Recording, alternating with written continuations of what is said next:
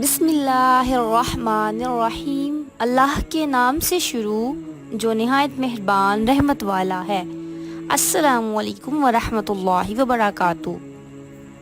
حضرت عبداللہ بن عباس رضی اللہ تعالیٰ عنہ کہتے ہیں کہ رسول اللہ صلی اللہ علیہ وآلہ وسلم نے فرمایا، ذی الحجہ کے 10 دنوں کے مقابلے میں دوسرے کوئی ایام ایسے نہیں جن میں نیک عمل اللہ کو ان دنوں سے زیادہ محبوب ہو۔